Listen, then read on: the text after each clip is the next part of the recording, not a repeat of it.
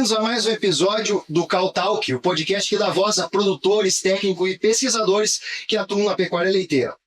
E hoje a gente recebe aqui dois nomes muito respeitados da nossa região no campo, principalmente na região de Castro, que são muito conhecidos. Eles são pai e filhos, médicos veterinários que vivem o dia a dia das fazendas, com forte atuação em clínica, reprodução e trabalho reconhecido por proximidade ao produtor, pela prática de campo e pela gestão de dados, principalmente, e auxílio à gestão junto aos produtores. Sejam muito bem-vindos, meus amigos Ricardo e Lucas Leffers.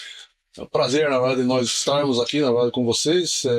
Vamos compartilhar, na verdade, um leve bate-papo, como diz, e com certeza vai ser uma noite produtiva. Bom demais, bom demais. Claro. Também quero agradecer o convite, né? A gente, como diz, não é tão tecnológico assim.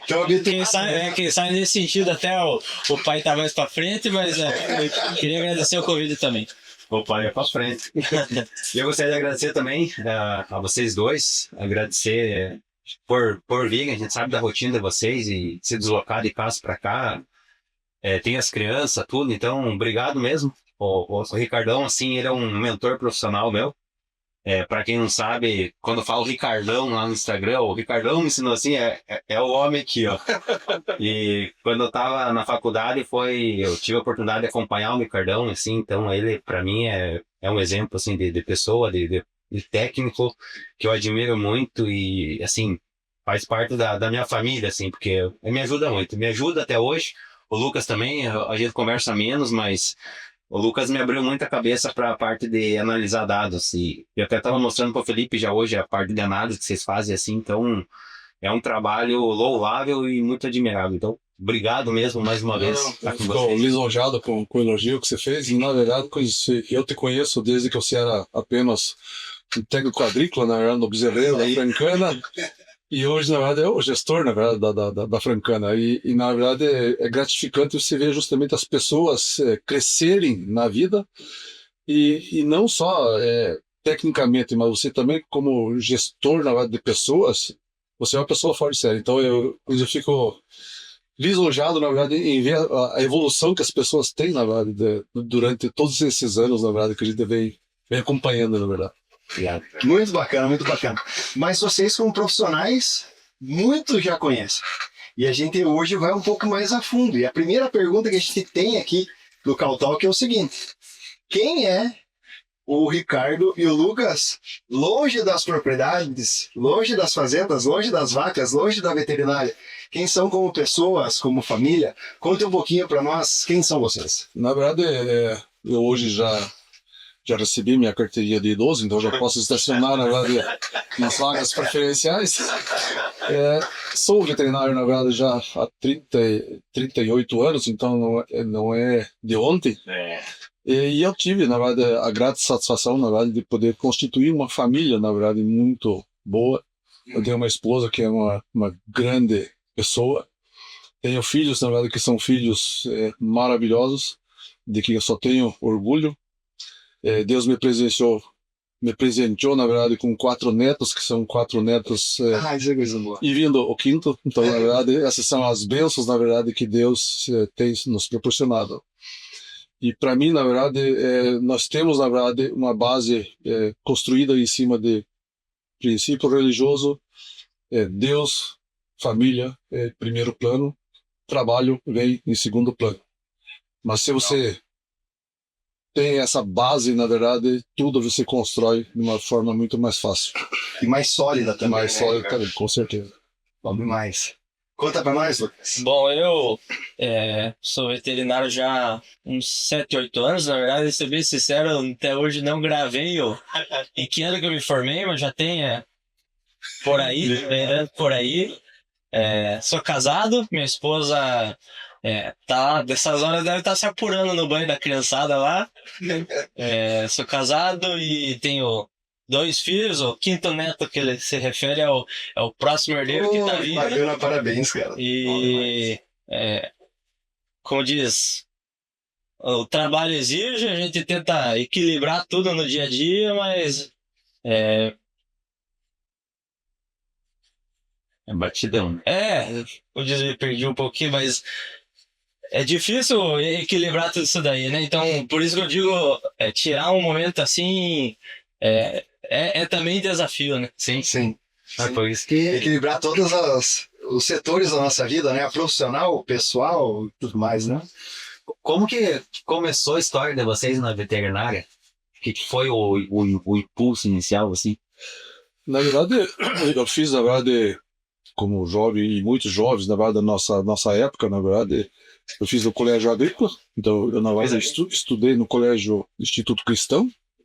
Ali eu me tornei, fiz, na verdade, o técnico agrícola, e dali, na verdade, eu acabei tendo, na verdade, um direcionamento, na verdade, em direção, na verdade, à medicina veterinária. Só que, na verdade, como piazão, na verdade, em casa, nós também tínhamos, na verdade, uma leiteria. Então, na verdade, eu aprendi a tirar leite desde pequeno e trabalhar desde pequeno. Então, na verdade, e acabamos, na verdade, pois, estudando, na verdade, a medicina veterinária. Acabei me estudando, na verdade, no estado de Santa Catarina, na UDESC. Na verdade, ela era, na época, a melhor faculdade de medicina veterinária do estado de Santa Catarina. Só tinha ela também. Mas era uma faculdade muito boa. E na verdade eu fiz meus 5 anos de faculdade de lá, e quando na verdade eu terminei o meu estágio curricular, na verdade eu já acabei fazendo, na verdade, o estágio curricular aqui na região também, saindo com os veterinários, na verdade, da assistência técnica da Cooperativa Central. Certo. E, na verdade, eu acabei me formando, na verdade, no dia 16 de dezembro. E no dia 18 de dezembro, eu já estava trabalhando no campo. A memória dele tá bem melhor que a minha, né? O que aconteceu aí, né, Lucas? Dia 18 de dezembro de 88, eu já comecei a trabalhar no campo. Então, na verdade, eu já saí empregado, na verdade, após o estágio. Começamos a trabalhar, na verdade, na Cooperativa Central, que era uma cooperativa que fazia a captação de leite, na verdade, das cooperativas ABC, né? Uhum. E eu comecei trabalhando na região de Cremei, na cooperativa Batavo, né? Uhum. A cooperativa central, na verdade, ela tinha veterinários, na verdade, no departamento de suínos, bovinos, setor de aves, tinha o departamento de nutrição, justamente que acompanhava o departamento de economia, zootecnia e economia rural, justamente para fazer um aconselhamento, na verdade. Só que esse trabalho, na verdade, que era feito pelas cooperativas, na verdade, era um trabalho que nós trabalhávamos em 11 veterinários na época, fora os zootecnistas e fora as outras pessoas, então era um grupo grande. E esse trabalho, na verdade, a cooperativa na época, ela captava, tipo, ela retinha, na verdade, um pequeno valor, na verdade, do leite, justamente para bancar a assistência técnica. E esse foi o começo, na verdade, da assistência técnica na nossa região. Eu lembro que na época, por exemplo, o valor, na verdade, que era descontado, na verdade, representava 2% da produção do leite, era destinado para assistência técnica. No início, na verdade, os produtores praticamente não pagavam nada pela assistência técnica, e com o tempo foi se tirando um pouco o subsídio e o produtor foi absorvendo, na verdade, uma parte dessa questão da assistência técnica. Até que uma hora, de repente, a assistência técnica, depois de um período, ela acabou sendo terceirizada. O primeiro ainda foi 2 anos para a Fundação ABC, só que a Fundação ABC, na verdade, é um órgão de pesquisa e não um órgão de assistência. Aí a gente acabou, na verdade, indo trabalhar, na verdade, de forma terceirizada. Mas montaram-se, na verdade, as equipes, na verdade, de assistência técnica, na verdade. E eu comecei, fui um dos sócios fundadores da Policlínica Pioneiros, aí em Carimei. Trabalhávamos na época, na verdade, em 6 veterinários. Trabalhei durante um bom tempo, na verdade, em Carimei, e tenho amizade com eles Até hoje. Depois, na verdade, a Policlínica Pioneiros, na verdade, ela acabou, na verdade, se associando, na verdade, com a Castrolete de Castro. E a Castrolete de Castro, nós éramos em 4. E como eu morava, na verdade, na Castrolândia, e eu ia trabalhar em Carimei todo dia, como, na verdade, o local, na verdade, de Castro estava muito mais próximos e a demanda, na verdade, por trabalho era muito grande lá, e eu acabei, na verdade, ficando, na verdade, mais na região de Castro. Aí trabalhei na verdade vários anos também na Castrovet. E disso o Lucas também acabou, na verdade, fazendo a faculdade e também, como disse, se formou e o Lucas começou no início também a trabalhar conosco, na verdade, na Castrovet, Até acompanhar. para acompanhar. E você lembra nada que ele se formou ou não? Na tua você lembra, ele não lembrou, como é que você lembra? Ajuda ele. Não, isso aí que tem que lembrar As minhas datas, 16 de dezembro, 18 eu lembro, né? Mas o Lucas, na verdade, quando ele estava na formação dele veterinária, na verdade, o governo tinha um programa, na verdade, que era o programa Ciência Sem Fronteira. E o Lucas, na verdade, acabou indo, na verdade, para os Estados Unidos, na Universidade de Wisconsin, pelo programa Ciência Sem Fronteira. Ele ficou um ano, na verdade, na Universidade de Wisconsin. E, na verdade, as faculdades americanas, elas te dão uma visão, na verdade, de assistência totalmente diferente do que, na verdade, nós somos acostumados. E o Lucas, na verdade, quando, voltou, na verdade, dos Estados Unidos, com uma visão diferente de assistência e começou a trabalhar, na verdade, junto na Castrovet, mas como, na verdade, a visão de rebanho dele era totalmente diferente do que a visão dos veterinários mais velhos, às vezes são muito focados em indivíduo e não focados em rebanho. E eu comecei a ver que o Lucas estava começando a ficar incomodado com a situação de ficar trabalhando de bombeiro. Eu falei, não, eu tenho que tomar uma atitude e vamos sair da empresa e montar uma outra empresa com foco de assistência diferente. Aí nós começamos, na verdade, em 2017. A gente acabou saindo, na verdade, da empresa. Então a gente se formou em 2016. Nós trabalhamos um ano. Chegamos lá, né? Vamos puxar. E de 2017 para cá nós começamos a trabalhar, na verdade, com em conjunto, nós dois. Na verdade, nós somos sócios, na verdade, de uma outra empresa, na verdade, em 5 veterinários. Mas cada um, na verdade, tem os seus clientes.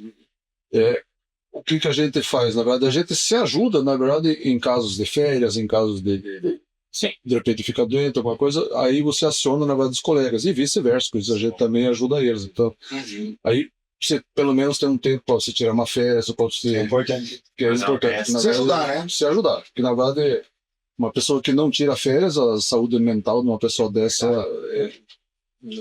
não tem como. Tem que sustentar. Então, isso é um pouco da minha trajetória, na verdade. Então, na verdade, eu fui um veterinário que iniciou, na verdade, quando diz, no tempo do estetoscópio. E hoje em dia, na verdade, se usa, na verdade, muito menos o estetoscópio e muito mais, na verdade, em computador. Verdade. A sistemática da assistência técnica, ela mudou totalmente. O foco hoje não é mais o indivíduo. O foco hoje é o rebanho. Nós temos que olhar, na verdade, o macro e não o pequeno. Não que o indivíduo não seja importante, né? Mas a gente analisar. Não o principal, na verdade, você chegar numa propriedade, na verdade, e ver uma vaca doente e se não ver o restante do rebanho, às vezes você acaba vendo muitas outras coisas que, na verdade, que poderia ser, de repente, a origem, de repente, de um problema, e se você vai ver só o indivíduo, você não... Como vou precaver esse problema, né? Porque ela está apresentando, mas quantos outros podem estar sofrendo com a mesma situação? Mas essa transição, na verdade, que daí o Lucas entrou, me ajudou muito, porque, na verdade, a visão, na verdade, do rebanho, o Lucas trabalha muito com números, então, dados, isso aí é totalmente diferente. Por exemplo, nós temos vários produtores que hoje em dia a gente trabalha por um valor fixo que a gente cobra por mês, não por assistência em si prestada. Então, mas justamente gerando número para a propriedade e tornando, na verdade, as propriedades eficientes. Porque se você se a propriedade for ineficiente, ela está fardada um dia fechar. Verdade. E nós temos que ser justamente os mentores os promotores dessa mudança. Mudança. Exato. E nisso o Lucas foi Fiquei curioso agora, Lucas. Agora ele entendeu muito bem. Agora eu gostaria muito de saber, até mesmo essa experiência que você teve em Wisconsin, como que foi, o que você viu de diferente lá, e naquele momento, o que eles viam de diferente de nós aqui dentro da pecuária leiteira, e que fez você promover essa mudança, até mesmo promover essa mudança com seu pai, né, que já estava na assistência há 26 anos, né? 28 anos, que ele já estava, faz 10 isso, né? Então, mais ou menos isso, 20 e tantos anos que ele já estava. Como que você trouxe essa visão diferente e o que é essa visão diferente na tua percepção? E antes ali, Lucão, sempre quis ir para veterinária? Como foi?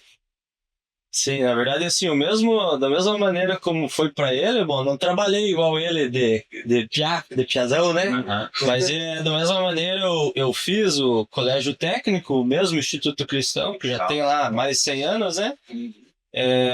Mas antes disso, eu lembro de criança sempre nas férias e trabalhar com você, então assim, foi um processo natural, nada empurrado por ele, nada nesse sentido. Nada forçado. Não, sempre foi, tanto que assim, eu nunca pensei em fazer outra coisa, foi... Até acho que vestibular para agronomia eu fiz aqui na UEPG, mas é porque também não tinha veterinária e... Foi uma escolha natural. Foi algo que...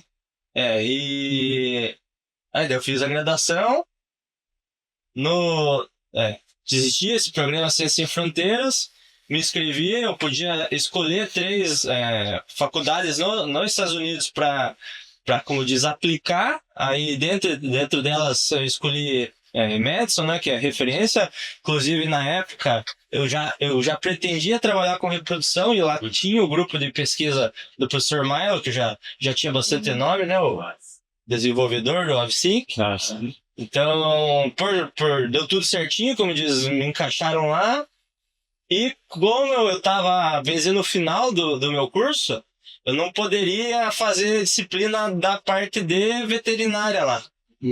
Porque, tipo, as disciplinas de clínica, cirurgia, tinha uma barreira de vínculo do programa com a universidade de que eu não poderia fazer, sabe? Certo. Não sei se eles não queriam expor o paciente americano, não sei qual que era a lógica.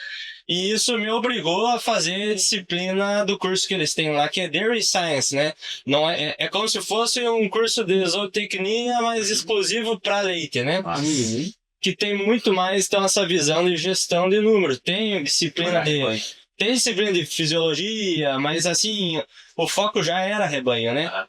Dados, você analisar quais são os dados e como que eu mudo essa realidade.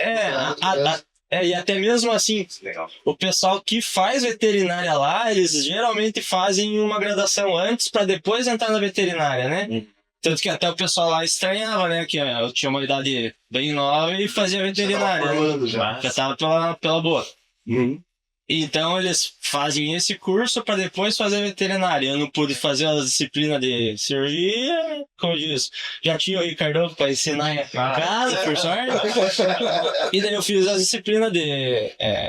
como eu disse, tinha 2 disciplinas assim que eu acho que mais abriu a cabeça, que era disciplina de manejo de gado de leite 1 e 2. Então a gente visitava propriedade lá na região, justamente focando na nutrição, focando na qualidade do leite, focando em índice de reprodução.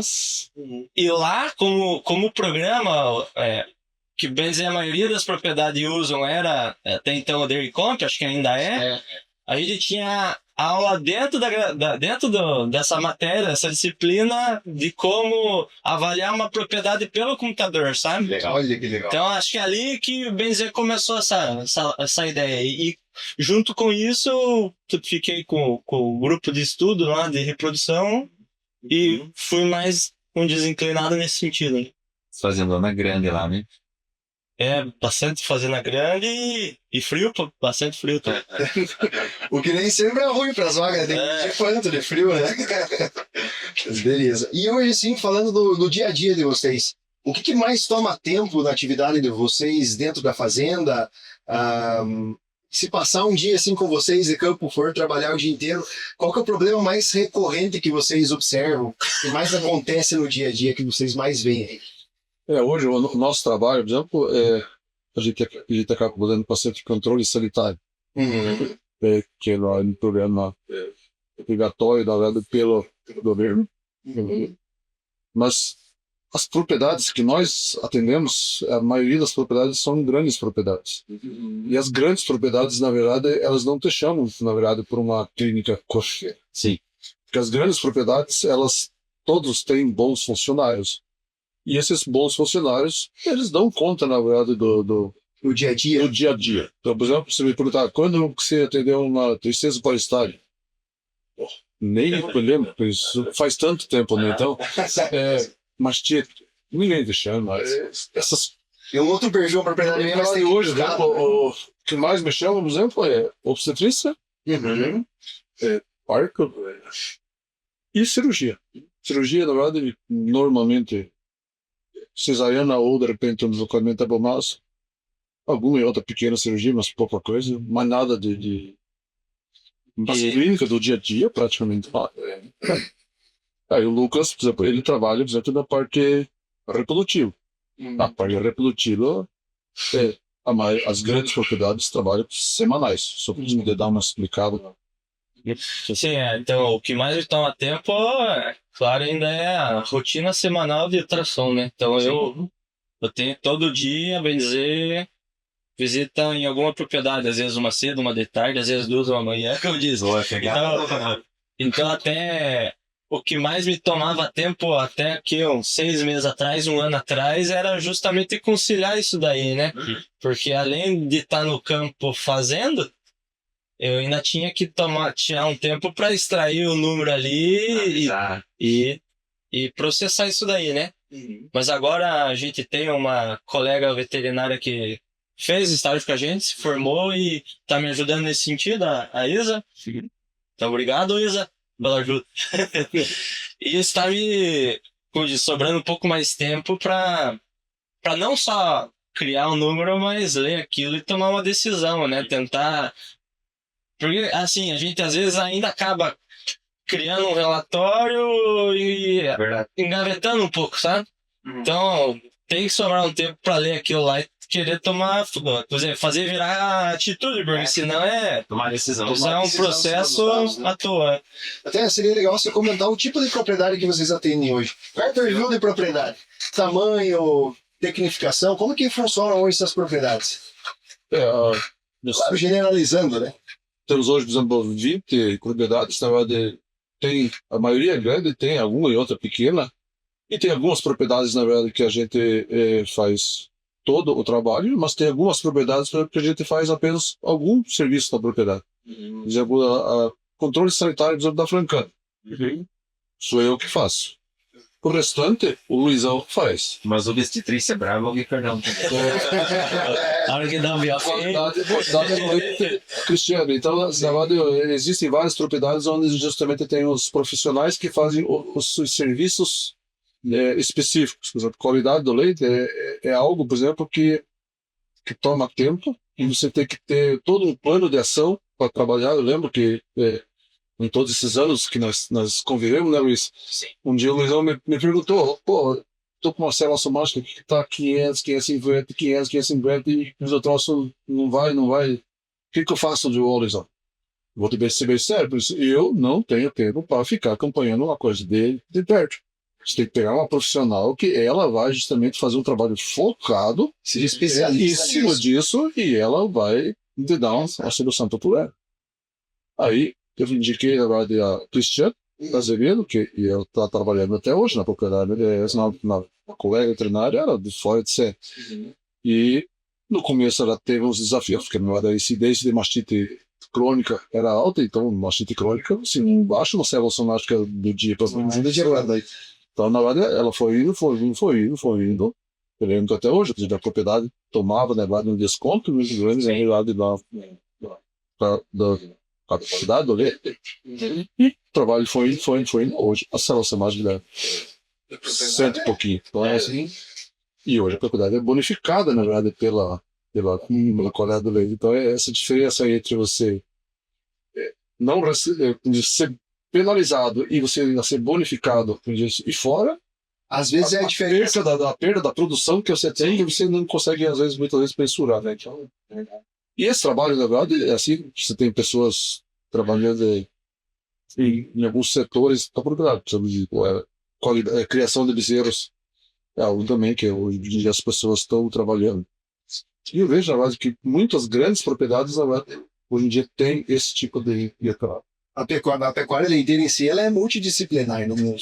Na verdade, se ele tivesse um especialista para cada setor, seria até melhor, né? Sim, sim. Porque e exige, né?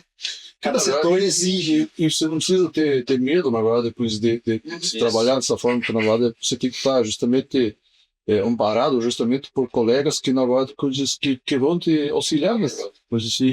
E vice-versa, você também auxilia esses colegas. Sim. Então, na verdade, eu sou uma pessoa, na verdade, que eu tenho inúmeros amigos, na verdade, e essa profissão, na verdade, durante todos esses anos, me deu muitos amigos. Então, e eu não tenho pessoas que posso dizer que não me dou com esse cara. Não, me dou com todo mundo. E, na verdade, você não precisa ter... Não tem concorrente. Se só tem um concorrente, na verdade, se você for ineficiente.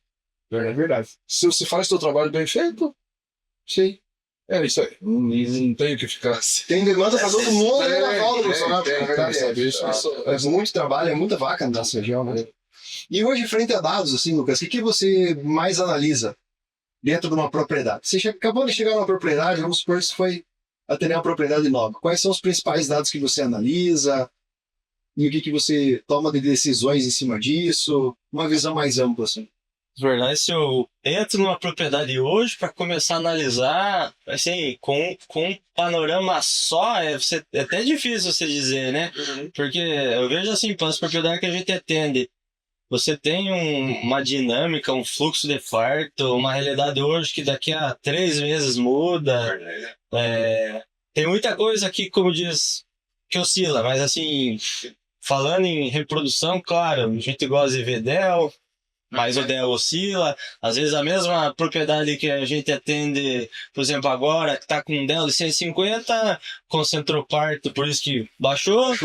Daqui a meio ano está com menos 200, né? Não diz muito isso daí, né? Ou descarte, ou pode estar baixo porque descarte. É muitos fatores. A gente tem sempre o vício de comparar a propriedade, às vezes um pouco para mostrar para o produtor que você consegue chegar lá, né?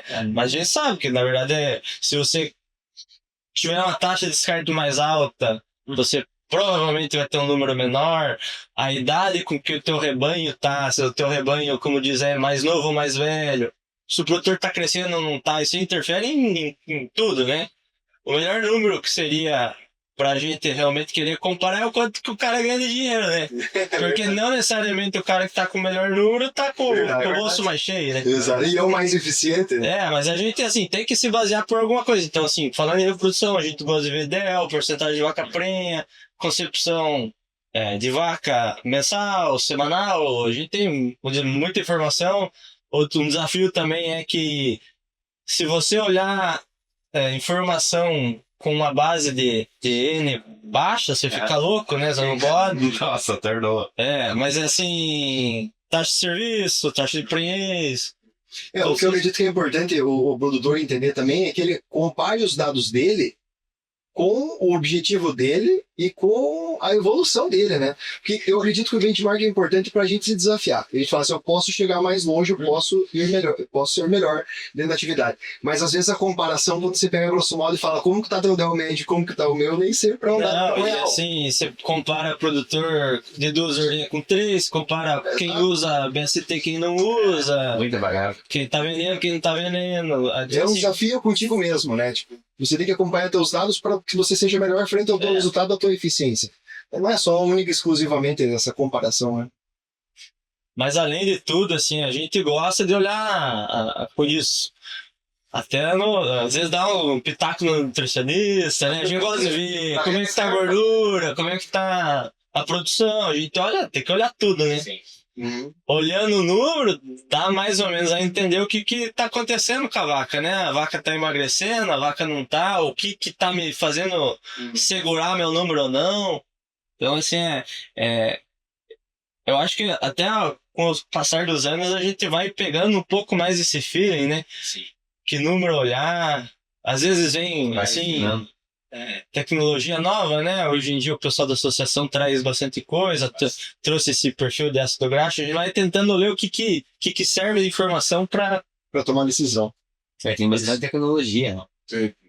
Falando assim em estratégia de trabalho dentro da fazenda e colaboradores, como que vocês trabalham e comunicam com os colaboradores? Porque o que eu vejo é que é uma moçada muito engajada. Você não está lá para soltar todos os protocolos, para fazer de 7, 8, de 10 como que vocês quebram assim essa visão do colaborador, né? Porque às vezes você está instituindo um protocolo, um pré-sync ou um protocolo de ETF mesmo, uma fazenda que não usa. Às vezes tem o cara que fala, pô, mas vai dar mais serviço pra gente, né? Como mudar essa mentalidade? Como vocês têm atuado? O que eu acho, assim, é que a gente trabalha com, falando assim, na nossa realidade, a gente trabalha com propriedade maior que tem um histórico de colaborador já mais bem preparado, né? Então a gente acaba conhecendo a pessoa. Você sabe, assim, você sabe no dia a dia, não, esse aqui ele vai reclamar se eu inventar uma moda ali, né? Então a gente tende a equilibrar o quanto faz sentido com o quanto vai complicar, porque também se você inventar muita moda, é pior. Eu já tive essa experiência de querer... A gente sabe, né? A gente sabe do porquê de uma mudança ali, na nossa cabeça faz sentido, né? Só que às vezes esse a mais não sai bem feito. Isso. Então, às vezes, é melhor ficar com arroz com feijão e... É verdade. Porque, tem tanta coisa que a gente quer colocar, mas quando você vai operacionalizar, às vezes não é uma barreira... Não é viável, né? mesmo que vai dar. E eu acho que, assim...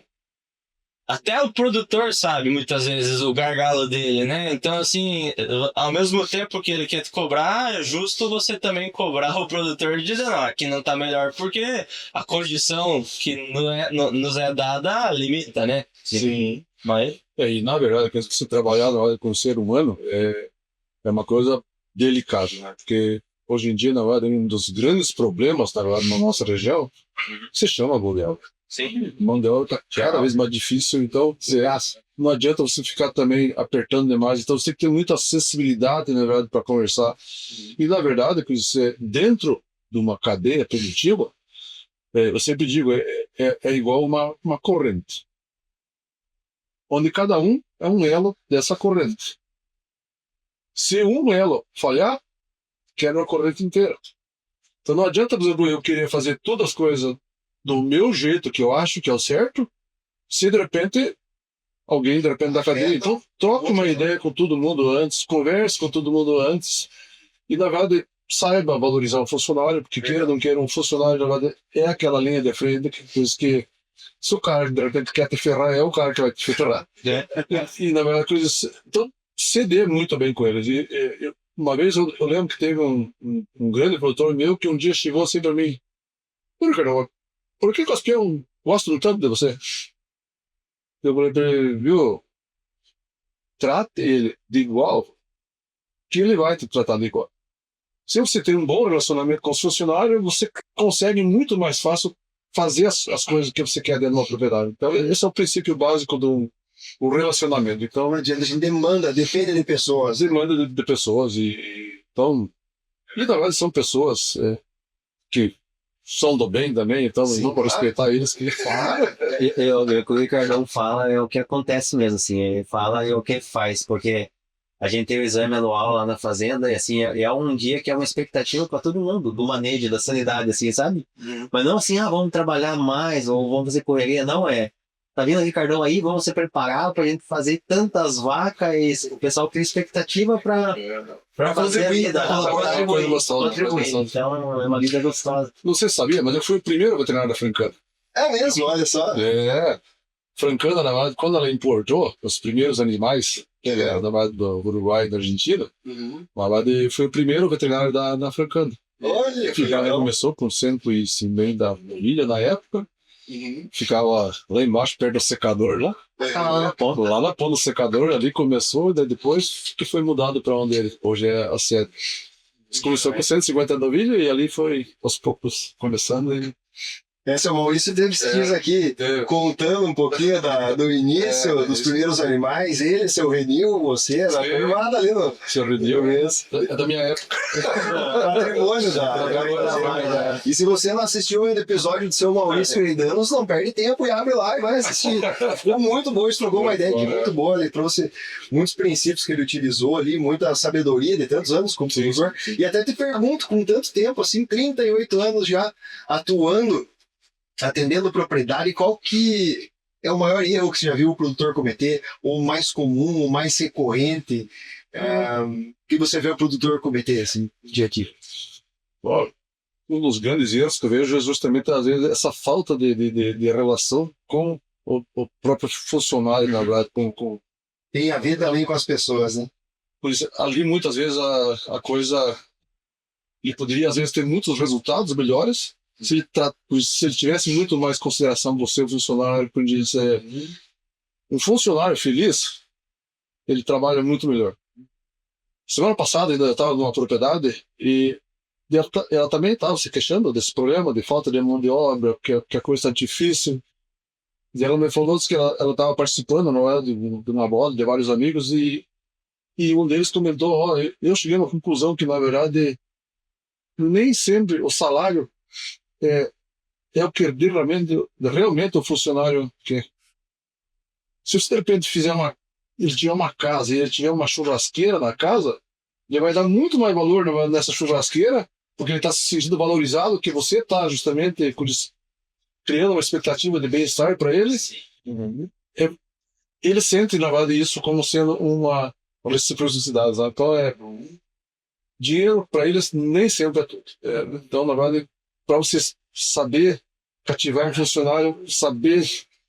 Essa é uma das grandes dificuldades que eu vejo lá durante todos esses anos. Recentemente a gente fez uma pesquisa de clima organizacional. E como cada um percebia, né? Corrobora muito com o que o Ricardo falou. Não era a questão salarial, mas é essa sensação de bem-estar, ter um lugar bacana para almoçar, ter um lugar para descansar, sabe? Ter um sofá ali, pequenas com bebedouro, pequenos detalhes assim, que quando a gente foi analisar a pesquisa, caramba, isso aqui impacta muito mais, filha. Às vezes o salário ele não vai mudar dando uma fazenda para outra, mas a carga horária muda, então às vezes o cara está numa carga horária de 8, 9 horas, na outra fazenda é 13, 14, então aquela percepção, vou ganhar mais lá, mas hoje o pessoal está muito mais pensando assim, em bem-estar mesmo. Os simples bom dia. Já é uma grande diferença. Eu vejo, às vezes, pessoas que você quer dar um bom dia para o funcionário. É o mesmo número. Então, o que se pode esperar do funcionário deles? É diferente. Se não cuida dele, será que ele vai cuidar da tua empresa, da fazenda, da tua casa? Sim. E o Felipe comentou do erro assim, que o produtor pode cometer. E o técnico, a moçada que tá indo para o mercado agora, eles têm que se atentar assim, mais na visão de vocês. Já deram uns spoilers, assim, alguns pontos que vocês olham bastante, mas hoje, às vezes tem gente que vem fazer estágio com a gente ali, o Ricardão também, o Lucas, mas assim, nunca fez estágio na fazenda, e já tá saindo pro mercado.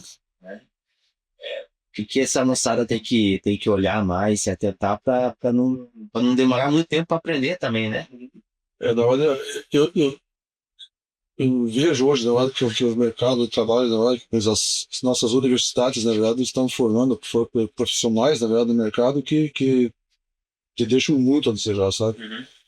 Pois, hoje eu estava lembrando que uma vez eu fui fazer um curso, na verdade, numa faculdade. E daí, durante o curso, tinha uma aula prática, na verdade, na faculdade. E eu acabei, na verdade, me pegando o ônibus da faculdade com os alunos, na verdade, que estavam indo, na verdade, pro campus lá dessa faculdade. E nós passamos, e eram alunos de agronomia e de veterinária. Passando do lado de uma lavoura de milho, eles tinha recém sido feito silagem de milho. Me chegam e perguntam, viu? O que plantaram em estaca aqui? Eu fiquei pensando, meu Deus do céu, que tipo de profissional nós estamos formando nesse mercado? Então isso me assusta muito só. E eu tenho visto agora com os vários estagiários, quando tem alguns que de vez em quando aparecem que, nossa, sinceramente, me preocupa, porque na verdade, mas também tem muitos funcionários, muitos estagiários bons também. Então, eu acho que se a pessoa realmente quer aprender, ela vai atrás e conquista e faz. Mas agora, o que o nosso produtor, na verdade, espera, na verdade, Bom técnico. de um bom técnico, na verdade, você tem que ser um técnico, na verdade, envolvido com a propriedade, e você tem que justamente mostrar dinheiro, aonde ele pode justamente ganhar dinheiro nessa propriedade e justamente gerar eficiência. Por isso é o principal fator. Muitas vezes me perguntam, tá, mas eu acho que, por exemplo, nós não podemos ser enquadrados, na verdade, como um custo, na verdade, na propriedade. O investimento numa assistência é um investimento, e não um custo. E muitos perguntam, o produtor, ele não vai achar muito caro, de repente, um trabalho desses? Se você estiver gerando um trabalho e resultado para ele vai te pagar com maior gosto. Sim. Agora, ele vai reclamar se ele não está tendo resultado. Aí, realmente, a coisa fica difícil para ele depois. E esses dias eu estava até conversando com um técnico de fora da nossa região aqui, e ele estava reclamando que na região dele, a prefeitura começou a pagar técnicos, então o produtor tinha de graça a assistência à mão de obra. Só que a gente sabe que nem sempre, quando contrata dessa forma, você vai selecionar o profissional pela qualificação, ou até mesmo pela experiência que tem. Ele falou assim, tá muito complicado aqui na região, né? Eu disse conversando com ele. Ele falou, agora eles têm técnico gratuito, não precisam pagar. Eu falei, mas e como que está sendo esse trabalho dentro das propriedades? Ele falou assim, não, teve uma propriedade que eu atendia lá, se não me engano era 30, 40 animais na lactação, e ele perdeu 5 vacas, por quê? Teve que fazer cirurgia, não foi bem feito, blá, blá, blá, blá. Então não está sendo de graça. Não está sendo bem caro. Quanto que vale cada vaca? Quanto que ela era de leite? Quantas gestações, quantas lactações ela teria ainda? Quantos partos ela ia deixar? Quantos animais ela ia deixar na propriedade ainda? Sim. Então, é extremamente caro. E a relação do caro e o barato é exatamente esse investimento. O quanto eu coloco e quanto retorno. Né? E essa noção de onde é que eu vou apostar minhas fichas, né? Exato. Esse até tem uma história engraçada. Quando eu tava me formando, tem um senhor lá da Caçolanda que ele é produtor e ele veio conversar comigo. Ele falou assim, então você vai se formar? Não, vou me formar. Então você que vai mandar eu descartar minhas vacas? Porque ele já tinha fama, né? Ele já tinha fama de, como diz? Despertador de ordem. Ele mandou uma coisa, assim. Mas assim, esse senso de não vale a pena, não vai se pagar, né? Não vai pagar meu custo, o custo do medicamento, não fecha a conta. Eu acho que esse, como diz, eu peguei muito com você, porque realmente a gente tem que fazer o produtor ganhar o dinheiro. Não eu, vou fazer uma cirurgia aqui porque não fecha a conta. Na verdade, o recém-formado, ele tem em mente, na verdade, o juramento que ele fez, né? Que ele vai salvar todos os animais, não sei o que. Mas, na verdade, da medicina produtiva, com a leiteira, é muito fácil você falar isso, né? Mas você tem que ter uma noção muito boa, por exemplo, será que essa vaca realmente compensa para se tratar, compensa gastar um dinheiro? De repente você gasta um rio de dinheiro nessa vaca, ela não vai ter retornar mais nada. Para vaca você quer sobreviver, às vezes.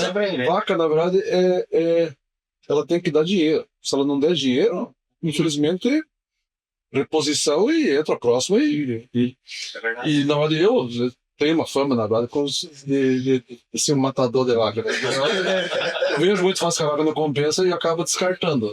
Mas são os anos de experiência, na verdade, que acabam te moldando, na verdade, a ver o cenário. Compensa ou não compensa? Tchau. Esse foi um dos motivos que uma vez que eu fizesse estágio com o Ricardão, primeiro para pegar a parte clínica, que o homem é violento na clínica, é muito bom. E segundo, para pegar ser mais pragmático, assim, sabe? Ter essa visão de, poxa, vale a pena ou não vale a pena? Às vezes você gasta 300, 400, 500 reais, pessoal o dia inteiro tratando vaca, e é o que o Luiz falou, a vaca só sobrevive, vai estar dando uns 5, 6 litros ali.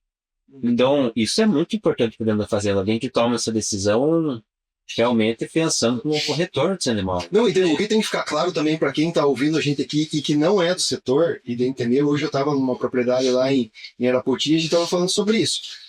Um animal, quando ele está em produção, se ele se machuca ou se ele passa por uma cirurgia, é óbvio que a gente vai atender da melhor forma possível e separar esse animal, fazer tudo. Mas é diferente da gente, que se a gente se machucar, o médico dá tantos dias, você vai ficar na casa parado, ele vai permanecer no mesmo ambiente, ele vai permanecer produzindo, e a gente tem que entender até com relação ao conforto dele. Como que esse animal vai permanecer dentro do rebanho dessa forma?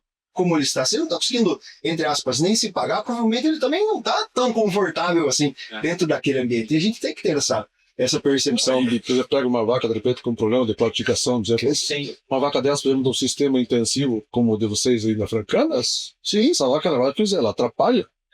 E você precisa justamente ter uma rotina de condução. Fluxo, né? Fluxo, se você fizer assim, não consegue. Então, Senão começa a prejudicar outros animais também, né? Mas não tem. O sistema e outros animais. Vai emitir cortisol numa vaca dessa, né? Sim. E além de que, se você for pegar a realidade dos produtores que a gente tem, todo mundo trabalhando na lotação estourada, né? Muito além do recomendado, como diz. Então você tem uma novilha com potencial para entrar no lugar, né? Não faz sentido financeiro, né? Lucas, e como que vocês apresentam esses resultados, essa análise de dados para os produtores? Porque é essa questão da percepção do valor, né? Ele realmente tem que ver o quanto que ele está ganhando de ter uma pessoa ali que realmente, além da parte técnica, é o cara que olha o número, ajuda na direção.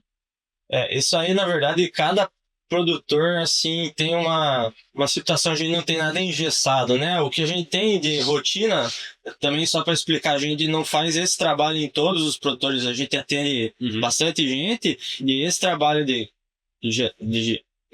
geração de número, a gente faz em alguns.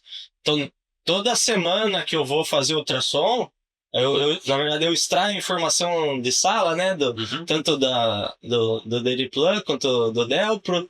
A gente extrai essas informações e gera relatório. Então, toda visita reprodutiva, no final da visita reprodutiva, vai um relatório. E a gente tem, assim, em alguns produtores, a gente faz lá uma reunião anual, alguns a gente faz reunião mais frequente, mas às vezes não tem, assim, uma reunião marcada, mas, opa, quero te mostrar um negócio aqui que eu Ou demanda de um percebi. desafio, né? Tem um desafio acontecendo na propriedade, você resolver. Como diz, quando a gente tá com o índice lá embaixo, a gente fica meio mais em cima do que precisa, né? Sim. Mas não tem nada engessado. Vai dar da necessidade, porque também quando o número tá redondo, a gente não precisa ficar justamente. Tudo bem. Grupo de WhatsApp? Posta no grupo de WhatsApp, onde estão, na verdade, os funcionários, os técnicos e os patrões. Então, todo mundo está vendo, na verdade, como diz, com clareza o que está acontecendo na propriedade. Eu acho que o relatório que ele tem não é um relatório bem robusto, com bastante dado, então fica fácil de Bem amplo, né? E hoje, assim, na visão de vocês, como a pecuária está hoje, como você comentou até mesmo, qual animal que deve estar no rebanho, qual não deve, na questão do descarte, né? Mas o que faz uma propriedade ser eficiente ou não no dia de hoje? Na tua visão, na visão do Ricardo e na visão do Lucas. O que faz um produtor ter eficiência hoje ou não? Ganhar dinheiro hoje na atividade ou não? Na verdade, o produtor, na atividade leiteira, ele tem que tirar leite. Quando eu iniciei, na verdade, 38 anos atrás, a média das propriedades 20 litros. Hoje, a régua é 50. Por isso, tem muita propriedade já começando a encostar na régua. Então, sempre que está correndo atrás do objetivo. A gente tem vários produtores, na verdade, que no inverno passado, durante 6 meses, encostando no 50, 48, 49, hoje está com 48, e é uma propriedade com 1.600 vacas. Na verdade, isso realmente é muito leite, mas as propriedades têm que ter volume de leite, tem que ter uma reprodução muito ajeitada, qualidade de leite, sanidade, uma nutrição muito boa, porque na verdade você tem que ter um nutricionista muito bom, 50% do teu custo é alimentação. Então você não pode de jeito nenhum brincar com a nutrição. E nós técnicos temos muito bom relacionamento também com os nutricionistas das propriedades, então a gente está sempre trocando informações com eles. E se você consegue juntar tudo isso aí, mas nós sempre estamos, todas as propriedades a gente analisa, por exemplo, como é que está a produção de leite, como é que está a gordura, como é que está a proteína, como é que está a ureia. São vários pilares, né? Que na verdade com a gordura e a proteína, isso a vaca está te mostrando como é que está a saúde do terminal. E se tiver invertido alguma coisa, você tem que. Mas se você não olha, você nunca vai ficar sabendo. Então, na verdade, as informações estão aí justamente para você gerar. O que você vê de diferença? Até uma pergunta. Calma, eu pedi para você também, tá visão, mas assim, uma coisa que eu gostaria de saber: qual que é o que você vê de diferença em 38 anos na atividade, considerando antes as médias que a gente tinha e aos números que a gente chegou hoje? O que fez a gente chegar aqui? Foi um fator só? Foram vários fatores? O que mudou de lá para cá, cara? Você percebe? Na verdade, que eu vejo, por exemplo, o incentivo, na verdade, que a cooperativa no início deu justamente em assistência técnica, buscando, na verdade, tecnologias novas de fora, buscando forrageiras, os sistemas produtivos, na verdade, com os anos foram evoluindo, os apareceram os freestyle, apareceram toda a tecnificação. A genética mudou muito nesses últimos anos e com a era genômica agora, nossa, essa evolução tem sido muito rápida. Então, saímos uma vaca de 20 e estamos com uma vaca de 5. A gente tem vacas, na verdade, nas propriedades e sistema normal, produzindo 70, 80 litros, brincando. Então, isso E as biotecnologias que ajudaram também a gente a chegar nesses resultados e acelerar essa genética, além do conforto, além do ambiente.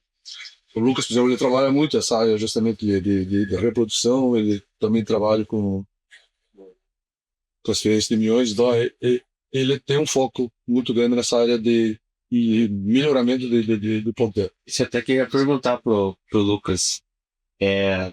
Nessas fazendas que você olha mais a parte de genética, assim, quais são os critérios, por exemplo, que você observa para encontrar uma boa doadora?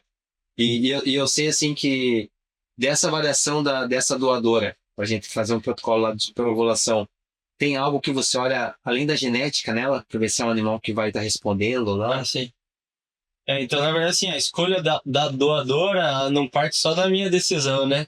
Então, assim, a gente, junto com o produtor, a gente estabelece, tem produtor que gosta mais de pesar o leite, tem produtor que gosta de pesar mais corpo, aquela história de 15, eu vou seguir cegamente, como diz, cada produtor tem um norte, né? Se eu pudesse, como diz, eu mesmo escolher, se fosse uma propriedade minha, eu pesaria muito mais leite e teria um índice, como diz, próprio, né? Sim. Mas só para explicar, a gente trabalha com coleta de embrião e a gente tem propriedade que a gente faz isso de maneira mais intensiva. Antes de escolher doadora, como dizer, quando a gente vai sair para escolher doadora, a gente tem um produtor que eu atendo que a gente faz coleta de 6 animais a cada 2 semanas, né? Então, antes de sair para escolher as 6, eu saio com uma lista de 20. Quem são as 20? São as 20, por exemplo, novilha que estão com idade apta ali, vazia, que são as 20 melhor de genoma. Certo. Então a gente faz parte lá de uma lista de 100 animais, dessas de 100 animais cai para as 20 melhor de genoma, e dentro dessas 20 eu passo ultrassom em quase todas, porque às vezes a turma não consegue separar, e dentro dessas que eu passo ultrassom, a gente tenta escolher quem tem uma população de folículo maior, sabe? Qual que é a lógica disso? O animal que tem bastante folículo no D0 do protocolo, lá no dia do cio, o dia da inseminação, tende a ter mais folículo e por conta disso ovula mais folículo, tem mais estrutura para ser fertilizado e virar embrião e, portanto, dá mais embrião lá no dia da coleta, né? Então, como tudo custa, o hormônio custa, o nosso serviço custa, o sêmen custa, a gente consegue ganhar um pouquinho mais Sim. fazendo essa seleção, né? Porque o que eu vejo que é o grande desafio é você começar o protocolo do escuro, né? Sim. Chegou na notas 20 ali, começa, e aí tem animal que não vai responder, e aí acaba ficando caro, porque você não tá fazendo esse trabalho. E assim, às vezes mesmo fazendo isso, a gente, como diz, Biologia. mas é bem nítido, o animal que tem mais folículo no D0 tende a dar mais estrutura, sabe? E assim, animal que, putz, abriu um cio um dia antes, ou animal que tá abrindo cio no D0, você percebe no ultrassom, é tudo animal que a gente deixa pra daqui 2 semanas dar uma olhada de novo, porque é animal que não tende a super ovular bem, sabe? Certo. O que idade elas estão mais ou menos? Isso depende muito de produtor, depende da criação da novilha como é, né? Mas tem produtor que com 10 e meio, elas estão com porte e já estão ciclando, né? Tem produtor que você não consegue fazer isso, tem que esperar. Mas tudo depende de como é que tá a criação, né? E você vê realmente que você que já está trabalhando há bastante tempo, essas gerações novas que estão tendo essa seleção, realmente elas têm um incremento Se isso passa, Olha os ganhos, né? eu não sei te dizer assim se isso transmite, né? Eu sei que assim, tem uma empresa que criou um índice genômico que eu imagino que ele prediz justamente a população de folículo que ela tem no ovário, sabe? Porque é um indicador que eles usam pra você, a cega, escolher a doadora, sabe? A mãe era uma boa, foi boa, e aí... É o índice genômico que eles não falam que é isso, mas eles ligaram com animais que produzem mais embrião tanto na coleta quanto na FIV, né? E eu fui linkar, porque eu tenho lá informação de 900, quase 1000 novilhas que eu coletei. Se você linka, ou separa, tipo em partidas lá, né? Se você separa o grupo que tem menos folículo no D0, justamente é o grupo que na mente tinha menos esse índice genômico lá, né? Sim. Tem uma correlação, você percebe uma correlação. Eu imagino que justamente seja um índice genômico que prediz mais ou menos a população de folículo. E é muito certo que se você tem lá uma novilha que tem 10 folículos em cada ovário, ela muito provavelmente ela vai dar 20 folículos no dia do cio. E não adianta você escolher uma novilha, porque às vezes a gente teima, porque às vezes a genética dela você teima que se der 1 ou 2 tá bom, né? Mas não adianta, se ela não tem folículo no D0, eu posso dobrar a dose do FSH, que não tem. Não vai ter. Uma pergunta que eu ia te fazer, até você tem mais uma pergunta. Então você vai lá ali, ó, moçada, pega essa dica aí.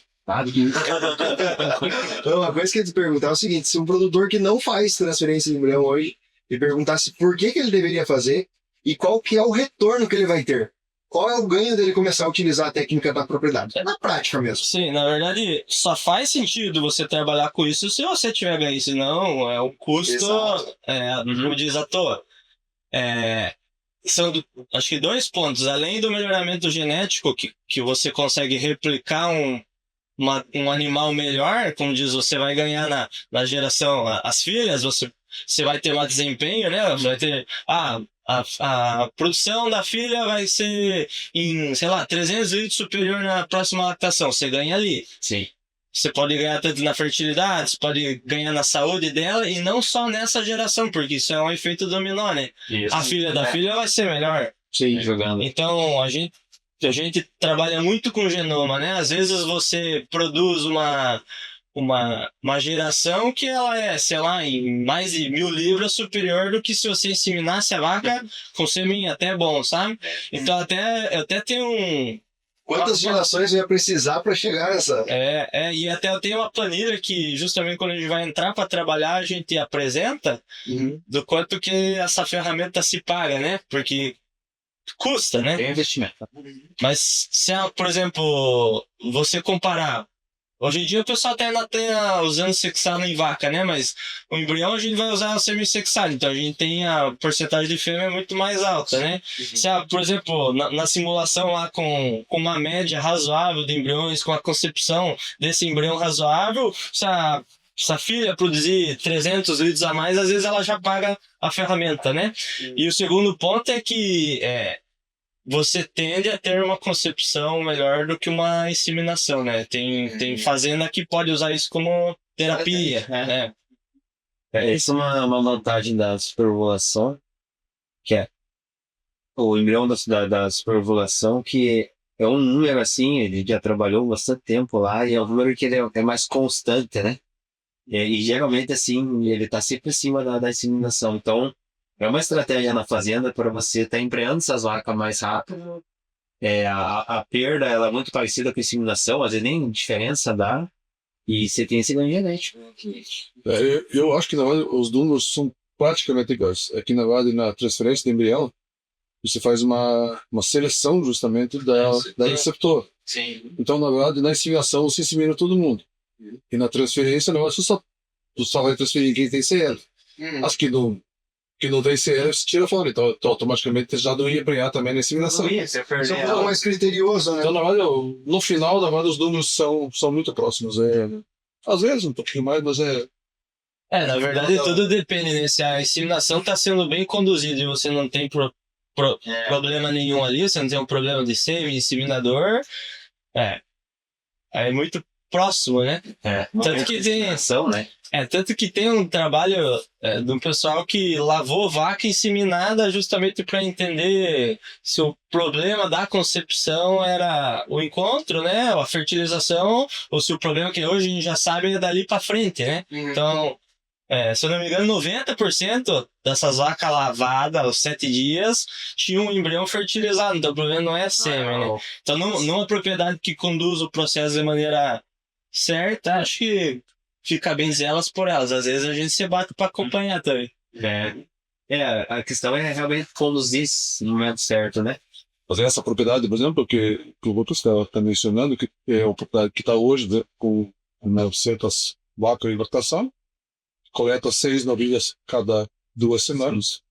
Então, as receptoras são sempre as vacas que estão rodando no protocolo. Então, mas mesmo assim, as vacas que estão rodando no protocolo, sempre é olhado justamente o genoma. As melhores, na verdade, que estão no cio, são inseminadas, e as de pior genoma são receptora.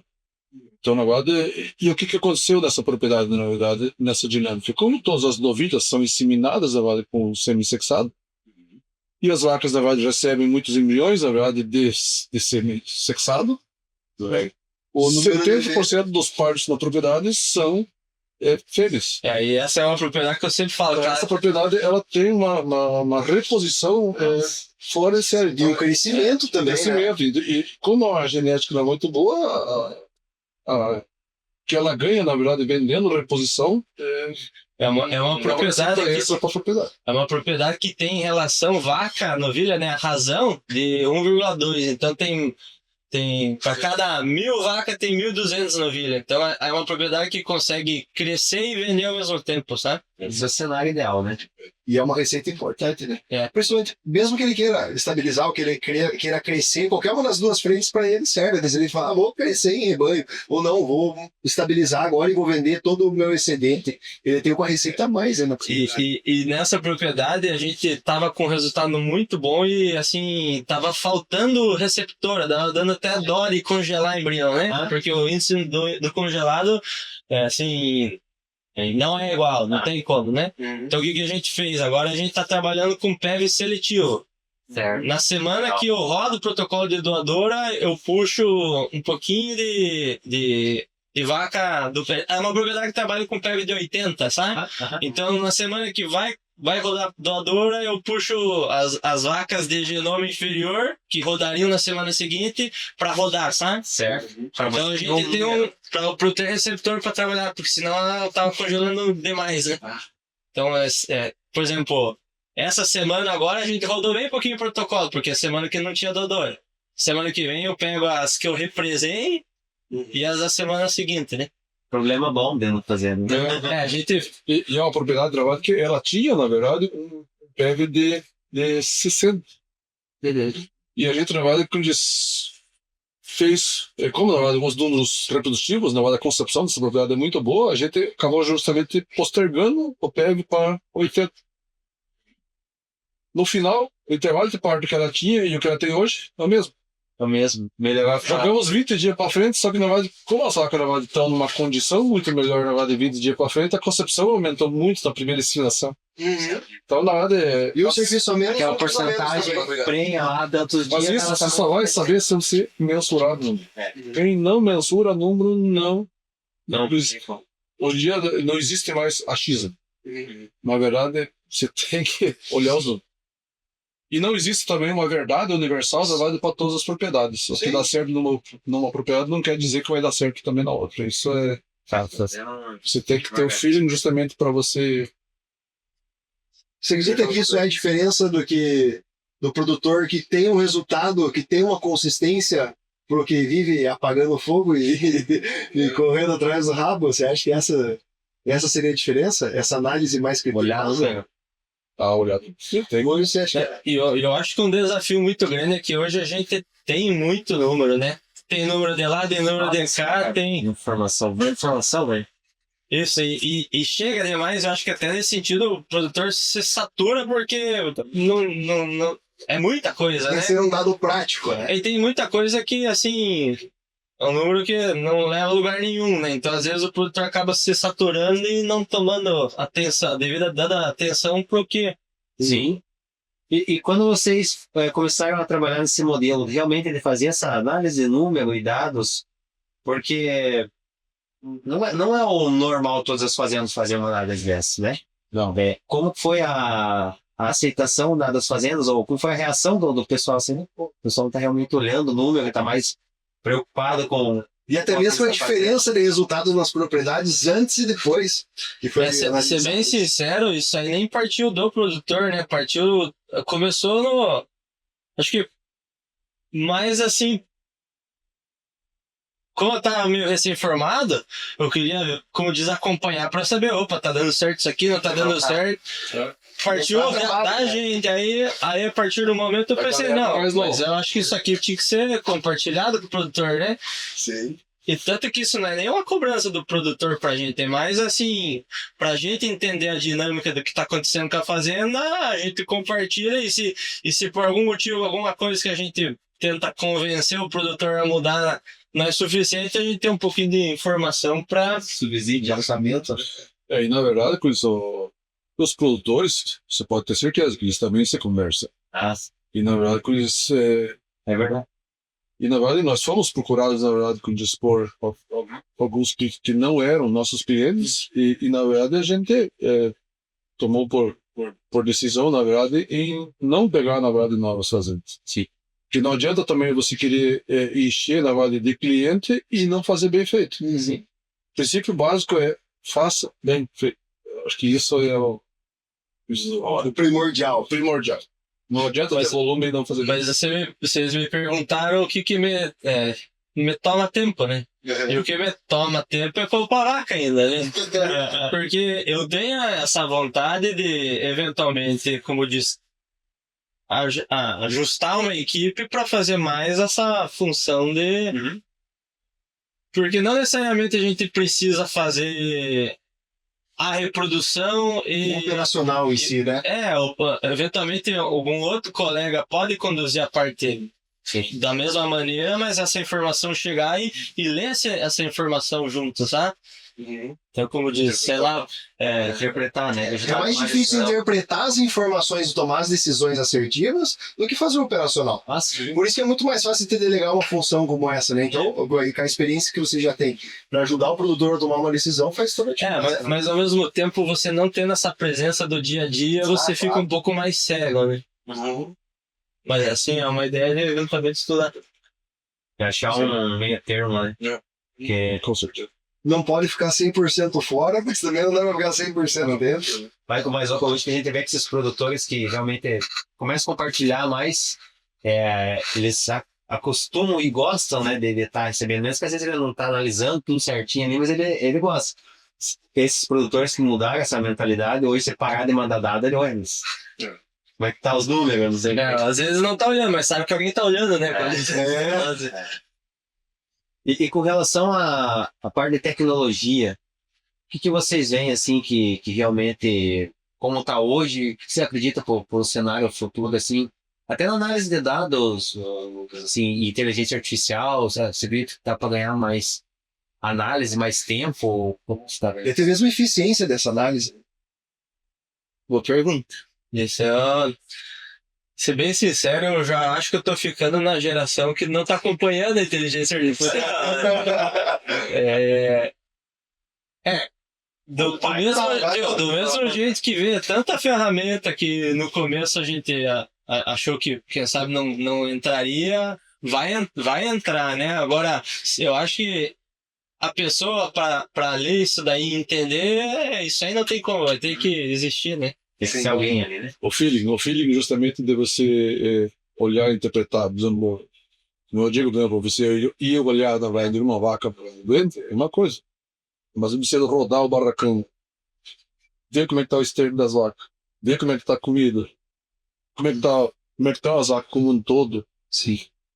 como é que está a cama dessas vacas. Como é que você vai fazer isso, não é? Na inteligência artificial? Não tem. O que eu acho. Muita coisa que a inteligência artificial de repente vai absorver, de repente vai ter. Vai passar pela saia do ordenho e vai dar o diagnóstico de preguiça dentro da saia do ordenho. Isso, com certeza, daqui a uns dias vai ter. Mas tem muita coisa, na verdade, que o feeling, na verdade, não. Eu lembro de uma palestra, na verdade, que eu assisti do Alexandre Pedroso, que também fizeram essa pergunta para ele, por exemplo, ele é nutricionista, né, ele trabalha bastante nisso. Ele falou, rapaz, eu ficava meio cético contra esse troço da inteligência artificial, mas eu rondei, na verdade, joguei as perguntas, na verdade, para a inteligência artificial para ela formular uma dieta para uma vaca. Ele sabe que até que acertou, mais ou menos, ele. E ele mesmo falou, eu acho que de repente os nutricionistas, na verdade, em questão de 3, 4 anos, a tendência é diminuir bastante. A inteligência artificial vai evoluir muito. Eu acredito muito em os técnicos utilizarem mais isso como uma ferramenta para conseguir avançar e ter mais agilidade, né? Então, se a gente pode utilizar isso como uma ferramenta em si, né? Então, poxa, eu posso traçar uma dieta única exclusivamente. No programa, eu posso utilizar outros fatores que eu não estou conseguindo analisar, que a inteligência artificial conseguiria fazer por mim. Mas ainda demanda do filho. Para saber como eu vou fazer essa análise. Porque a inteligência artificial faz, mas eu tenho que mandar ela fazer, né? E para eu mandar ela fazer, eu tenho que ter o conhecimento antes, né? Isso é bastante O que eu acho que, assim, a tecnologia, a inteligência vai ajudar é que a gente ainda tende a tomar atitude de rebanho, né? E a gente, por exemplo, protocolo. Eu poderia rodar um protocolo. Eu tô passando ultrassom, deu vazia. Tem CL, não tem CL, tem abdominante, não tem abdominante. A gente trata todo animal de maneira igual, né? A gente tem colar de monitoramento, a vaca deu cio um dia, 2 dias atrás. A gente pode tomar uma decisão de indivíduo, né? Sim. E eu acho que nesse sentido, provavelmente a tecnologia vai avançar, né? Sim. A gente tem balança que pesa a vaca, a gente tem sensor que... Essa é coisa até antiga, sensor que mede condição corporal. Sim. Mas era tudo informação isolada. Agora, você linkar isso daí para dizer essa vaca tá aqui, essa vaca tá ali, eu acho que a gente vai tomar mais decisão de indivíduos, tá? E juntar esses dados, né? Porque hoje em rebanho é muito difícil tomar a decisão individual, mas agora você conseguir juntar esses dados. Mas sabe, ou medir gordura, proteína, tudo. Sim. Isso aí Aí já. Sim. Seja na agulha, né? Mas eu gostaria de saber uma coisa diferente. A gente se fala muito, né, na pecuária, com os produtores e tudo mais, de sucessão, de legado, e vocês têm isso dentro da atividade de vocês. E como que é trabalhar junto, assim, pai e filho? Quais são as coisas que um aprendeu com o outro, que um conheceu o outro, que nem sabia que o outro era dessa forma, e o que vocês pensam diferente da mim? Na verdade, eu trabalhei durante muitos anos, na verdade, em empresas, na verdade, com vários sócios. Uhum. E, na verdade, eu tenho, na verdade, por mim, na verdade, que eu sou, às vezes, muito perfeccionista. Então, fico, às vezes, cobrando, na verdade, demais as coisas. Uhum. E, na verdade, quem é cobrado, normalmente, não gosta de ser cobrado. Então, esse é o problema. Então, a partir do momento que eu tomei a a decisão, na verdade, de montar, na verdade, pai e filho, na verdade, a empresa, e nós já estamos tocando desde 2017, na verdade, 10 anos a empresa, então, eu posso dizer que em 10 anos, nós nunca tivemos uma discussão.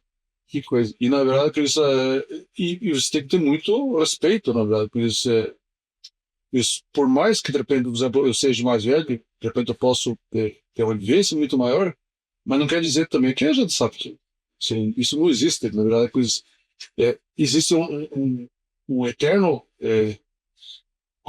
conhecer, na verdade, e estar sempre aprendendo, na verdade. Por isso, eu aprendo muito com o Lucas aprende muito comigo, e a gente tem uma relação, na verdade, muito boa, na verdade, por isso, como técnico e como pai e filho, então, a experiência de trabalhar com ele foi uma experiência extremamente gratificante. É um sonho para um pai, né? Fazer algo assim. Nossa, e posso dizer que sou realizado. Eu posso dizer que antes de trabalhar com ele eu apanhei, né? Porque de criança eu apanhei, depois de trabalhar, nunca me solou. Isso aí ajudou, né? E o que você vê assim que você mais aprendeu com teu pai, ou que você vê ele diferente do que você via antes de trabalhar com ele? Essa vivência é até engraçado, né? Às vezes eu venho com uma dúvida, alguma coisa assim que eu penso, não, esse aqui é novo. Ele vem com uma história de que lá atrás nós fizemos desse jeito, como diz, essa experiência, essa vivência traz muita... Uma bagagem, né? Assim. Aprendi a deslocar a bomasa no braço. Isso eu aprendi com o Ricardão também. Não, aprendi muita coisa, né? Mas eu digo... Essa é a marca do Ricardão, né? Como eu dizer, eu tive esse privilégio de sempre ter um professor em casa, então... Até esses dias atrás, teve uma situação, uns dias atrás, não, acho que uns meses atrás, fui fazer uma cirurgia de bomasa, assim, tranquilo, eu sempre faço, mas tinha uma vaca que ela tinha o peritônio dela descolado, caído, né? E era uma vaca grande. E eu sabia que, quando eu tinha aberto a vaca, pensei, beleza, não alcanço, o que eu faço? Vou ter que abrir do outro lado agora? Era a minha alternativa, né? Mas daí eu pensei, vou bater o telefone pra ele. Já cobriu do braço dele, daí o dele alcançou, porque daí ele foi por baixo do rumo, por baixo de tudo, e ele alcançou, né? Na minha situação, não teria o que fazer, quando diz, trepado, quando diz, do portão não alcançou. Daí, então a gente ia na Anatômico, né? Torção de útero é o Ricardão. Daí a gente tava uma vez na fazenda, foi eu e o João Pedro. Faz um tempo na vaca. E a gente querendo distorcer, né? O João, vamos abrir. Eu falei, não, vamos levar com o Ricardão, que é mais garantido, né? O Ricardão chegou assim com a mão da vaca. Chacoalhado, sério. Pronto. Tipo, 5 minutos, menos 5 minutos. Ele não faz assim, ele faz assim. Meta a mão, deu uma olhada. Isso, Tava gravado, deu uma olhada agora. Na verdade, como na verdade, eu tenho 1,96 coisas de anatomia, na verdade, com um braço mais comprido, te favorece muito, na verdade, nessas distoncias, na verdade, de estética. Então, facilita muito. Então, e o próprio cirurgia da bomasa, lá, depois eu puxo, na verdade, a bomasa no braço, então dificilmente eu entro com a mangueirinha murchando a bomasa, então automaticamente o tempo de cirurgia é muito rápido. Uma vez eu estava com uma pressa, na verdade, numa propriedade e tinha 4 lá para me operar na propriedade, né? E eram 11 horas da manhã. E eu queria almoçar, né? Era meio-dia, tava pronto com a quarta. Que é fora, mas essa é outra história. Quando eu tava nos Estados Unidos, o Gustavão Salvati, eu conheci ele lá, né? E daí, quando diz... primeiro contato assim, não, sou de Castro. Tinha mais um colega que fazia veterinário, né? Ele acho que é zootecnista de formação. Você conhece lá o rei da bomasa? Quem que é o rei da bomasa? Ele me mostrou assim no celular o vídeo do pai fazendo a bomasa em sei lá quantos minutos. E eu só conheci ele, meu pai. Eu tava fazendo estágio no Ricardão, mas daí foi bem parecido, assim, tinha 3 vagas locadas, né? Vai pelando aí que eu vou fazendo. Cara do céu, e quando eu tava pelando a terceira, eu pegando o jeito do tricótomo ainda, ele já tava encostando em mim, velho. É possível, você Logo o pé mais rápido eu faço tricotomia. Não, Esse mundo a gente tem tanta história. Eu tava lembrando hoje, né? A pior coice que eu tomei na minha vida foi um coice que eu tomei na Fazenda Franca. A vaca Brinco 3, Ariana, uma branca. A vaca estava deslocada e eu tive que fazer a cirurgia nela. Daí tinha um estagiário da fazenda que estava lá e eu pedi pro estagiário colher a vaca. Colhou meio de qualquer jeito, mas fui eu dar a primeira agulhada e não vi mais nada. Barbaridade. Meu material cirúrgico esparramou por tudo e só vi 2 marcas de casco bem na barriga. Nossa! Pensa numa vaca ligeira. Marquei a vaca até hoje. Nunca esqueceu. A 03 Ariana lá. Dessa genética lá. Tem até hoje. Desafios da profissão. Foi a pior coisa que eu tomei, né? O que mantém assim vocês apaixonados na profissão ali hoje em dia? Assim, o que mantém o brilho no olho? Na verdade, para mim, na verdade, a medicina veterinária, ela foi sempre, na verdade, extremamente gratificante. Na verdade, essa profissão me fez tantos amigos, na verdade, e isso, na verdade, te cativa justamente a você dar sempre o teu melhor, e você tá sempre na atividade. Por onde a gente passa, a gente cria um legado e isso é extremamente gratificante. Então, e vamos até onde der. Vai. Isso é o que mais Você, motiva, Lucão? né? O que mantém você apaixonado aí na veterinária? É gostar de vaca, né? Bem sincero. Como diz a Valéria Voltiminha Cobra, que como diz, é só vaca, né? Em casa, é vaca, é trabalho, é número de sei lá o quê. Acho que a gente gosta demais. Acho que é a realidade. Então a gente tem uma pergunta aqui, que é de praxe que a gente faz com todos os convidados. Que qual que é a mensagem, o conselho que vocês gostariam de deixar para todo mundo que está nos ouvindo hoje, produtor, técnico, sobre o nosso setor? Qual que seria essa mensagem, esse conceito que vocês gostariam de deixar aqui, finalizando a nossa conversa?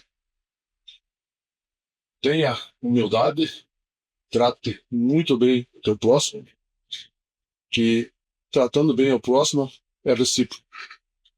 Então, na nossa vida, dinheiro ninguém vai levar nada. Mas durma um dia com a tua cabeça tranquilamente no travesseiro e faça sempre o bem ao próximo. Fazendo bem ao próximo, você se sente bem e isso, para mim, é E o que vale, né? o que vale. Não, dinheiro não é tudo. Isso é perante você. Eu ia dar uma dica de vaca, agora já. Mas antes da dica de vaca, como diz Deus do comando, com certeza, só ele que dá, como diz, só ele que acompanha. E de vaca como diz, siga teus números, crie teus números, como diz, se compare com cuidado. Sim. E assim você toma a decisão certa, né? Bom, olhando para a eficiência e tudo mais, né? Essa do travesseiro de dormir bem foi. Seu mãe estava comentou, falou assim, o importante é a gente ter pelo menos 3 refeições do dia e conseguir deitar a cabeça num bom travesseiro e conseguir dormir. Esse é o mais concordante de tudo. Tá, bom. Agradecê-los mais uma vez e quem quiser entrar em contato, mandar uma mensagem, como que faz para encontrar? Tem que ser o chefe ali, né? O chefe do Instagram. O Lucas tem que caçar, tem que ligar no telefone fixo dele. Mandar só de fumaça. Mandar um fax.